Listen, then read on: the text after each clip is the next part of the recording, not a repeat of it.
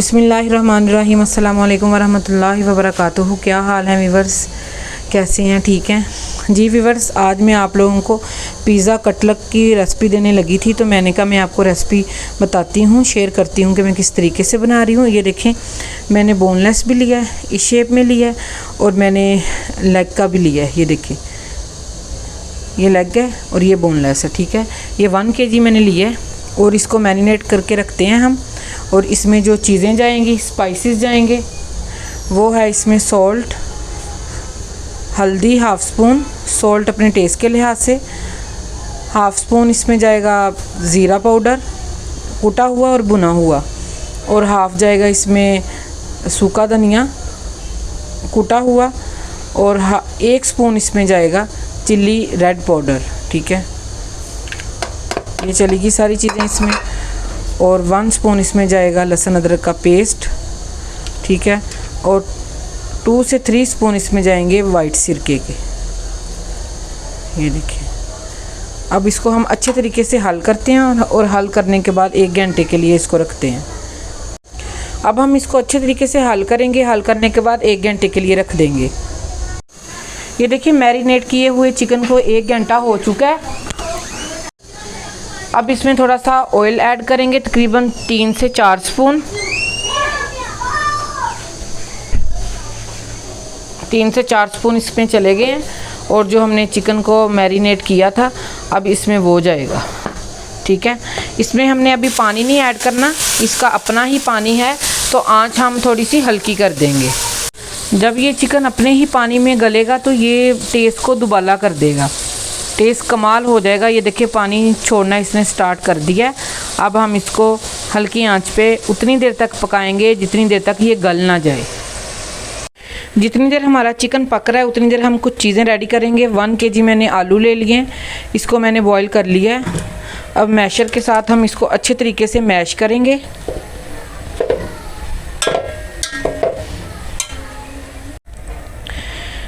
ये रेसिपी ऐसी बन के कमाल होने वाली है कि आपके जो दस्तरखान को 4 चांद लगा देगी। रमज़ान में आप लोग बच्चों को बना के दें, बड़ों को बना के दें, सब बहुत खुश हो जाएंगे।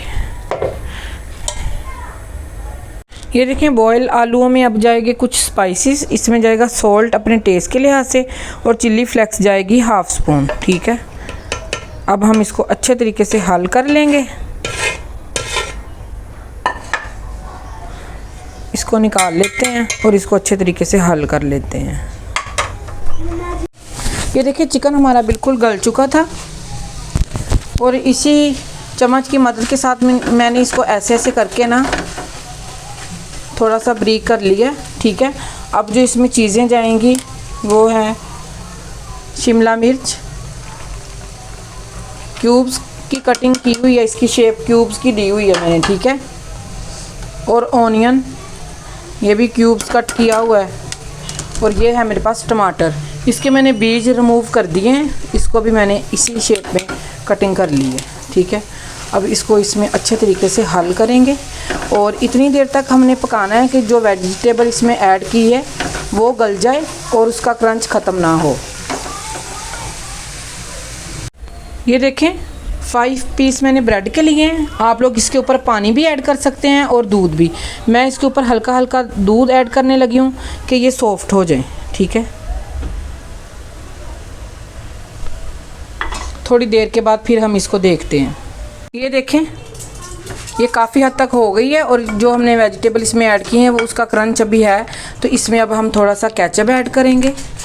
ठीक है, इसको पिज़्ज़ा फ्लेवर देने के लिए इतना सा इनफ है।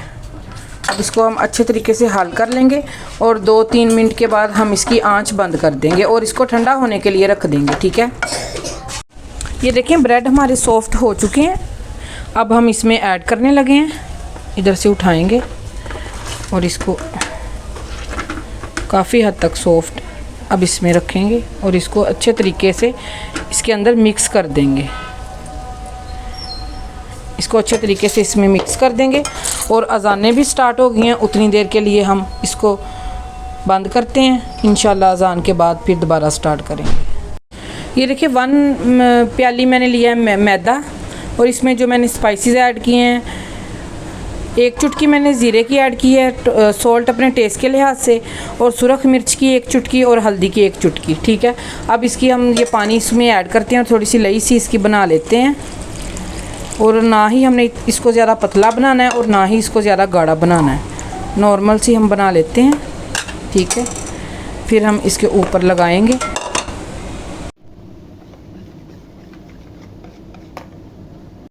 ये देखें अजानें हो गई थी तो हमने इसमें जो ब्रेड ऐड किए हैं अच्छे तरीके से हमने इसको मिक्स कर लिया। और ये देखें ऐसे होना चाहिए, ये ज़्यादा सॉफ्ट नहीं होना चाहिए और ज़्यादा हार्ड नहीं होना चाहिए। ठीक है, इस तरीके से होना चाहिए। ये फिंगर लगा के आप लोग देख लें, ये देखें इस तरीके से होना चाहिए। देखें अब हम बनाना स्टार्ट करने लगे हैं। तो फिलिंग भी हमारी ठंडी हो चुकी थी। सबसे पहले अपने हैंड पे हल्का सा ऑयल लगाना है और ये देखें जो हमने ये आलू वाला बैटर रेडी किया था ये लगाएंगे हैंड पे। थोड़ा सा हम इसको ये वाली शेप दे देंगे। ठीक है, और इसमें हम अपनी फिलिंग जो ठंडी हो चुकी है वो रखेंगे। ठीक है, और ये हमारे पास है चीज़, चेडर चीज़ और मोज़रेला चीज़ दोनों हैं। ठीक है, अब इसके ऊपर ये रखेंगे और इसको ऐसे बंद कर देंगे। इसको अच्छे तरीके से बंद कर देंगे हम और इसको ऐसे गोल गोल कर लेंगे। और ये देखें माशाल्लाह कमाल की ये शेप आ रही है। ये देखिए ये वाली शेप दे लेंगे हम और इंशाल्लाह सारे इसी तरीके से बना के, ये देखें ये शेप हम दे लेंगे इंशाल्लाह सारे बना के। तो इसी तरीके से फिर मैं आपको दिखाती हूँ। ये देखिए माशाल्लाह रेडी हो चुके हैं। ये टोटल 17 बने हैं। ठीक है, ये देखें जो रेडी हुए हैं। ये देखें सबसे पहले इस लई में जाएगा। ठीक है, फोक की मदद के साथ हम इसके ऊपर ऐसे कर लेंगे, इसमें डिप करके, और फोक की मदद के साथ आराम से हमने उठाना है। ठीक है, उठाने के बाद ये देखें ये ब्रेड क्रम्स में चला गया। ठीक है, अब हम अच्छे तरीके से इसके ऊपर ब्रेड क्रम्स लगा के इसी तरह सारे रेडी करके तो इंशाल्लाह फिर आपको दिखाती हूँ। ये देखिए रेडी हो गया। सारे रेडी करके तो फिर आपको दिखाती हूँ।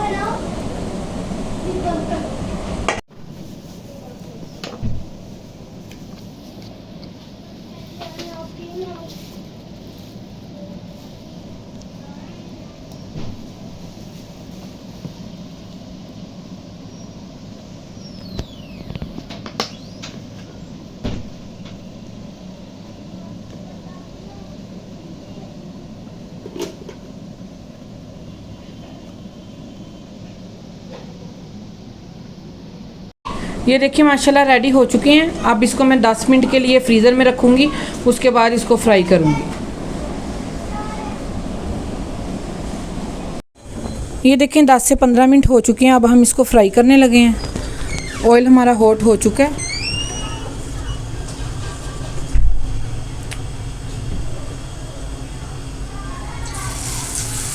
हल्की आंच है फुल।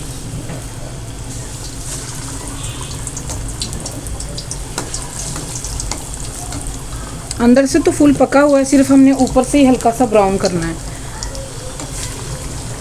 गोल्डन सा करना है।